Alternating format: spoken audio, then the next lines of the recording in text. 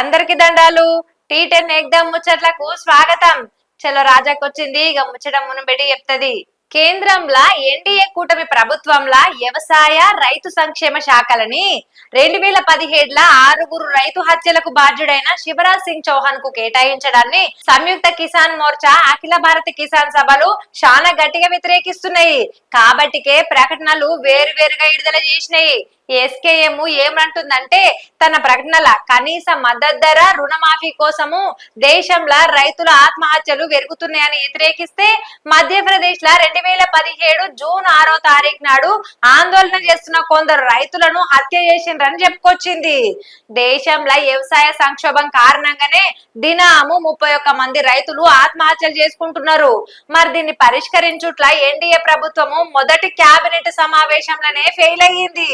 రైతులకు అనుకూలంగా ఎసొంటి నిర్ణయం తీసుకోలేదని ఎస్కేఎం విమర్శించింది. కనీస మద్దతు ధర కోసము C2+50% ఫార్ములా పైన హామీ, రుణాల మాఫీ, విద్యుత్ ప్రైవేటీకరణ రద్దు, ఉత్పత్తి వ్యయం తగ్గింపు, బీమా పెన్షన్ హామీ లాంటి పెండింగ్ డిమాండ్ల పైన ప్రతి రైతు కుటుంబానికి సగటున నెలకు 500 రూపాయల చొప్పున అందించే ప్రధానమంత్రి కిసాన్ సమ్మాన్ నిధికి సంబంధించిన బకాయిలు 20,000 కోట్లు విడుదల అంశం పైన ఎన్డీఏ కేబినెట్ ఎసొంటి నిర్ణయాలను ప్రకటించలేదని చెప్పిందులో.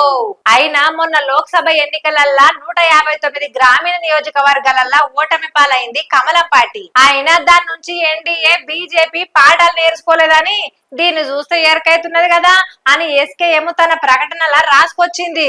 రైతులు, కార్మికులు, చిన్న వ్యాపారులు, చిన్న ఉత్పత్తిదారులు అందరూ ఐక్యం కావాలి. దేశ వ్యాప్తంగా ఇంకో దశ ప్రజా ఉద్యమాలకు తెరరేపాలని ఎస్కేఎం పిలుపునిచ్చింది.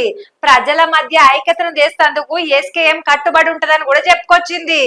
గట్లనే జూలై 10వ తారీఖు నాడు న్యూఢిల్లీలో జనరల్ బాడీ సమావేశం పెట్టి ఓట్లైనాక పరిస్థితులు ఎట్టెట్ట ఉన్నాయని అరుచుకున్నది ఎస్కేఎం.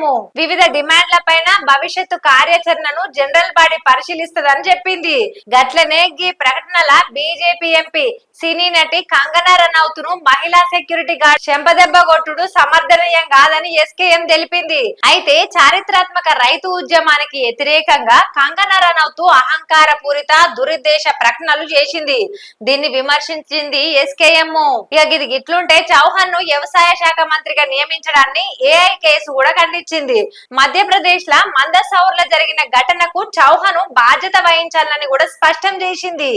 17వ విడత పీఎం కిసాన్ నిధిని విడుదల చేయాలనే కేంద్ర కేబినెట్ నిర్ణయాన్ని కేవలం కంటి తుడుపు చర్యగా అభివర్ణించింది.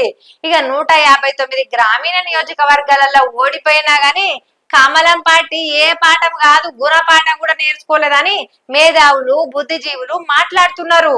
మరి మీరేమంటారు? కామెంట్ రాయండి. గిది ఎలాంటి ముచ్చట. మన రేపు ఇంకో ముచ్చటతోని మళ్ళా కలుస్తా. అదివరదాకా చూస్తూనే ఉండుర్రి టీ10.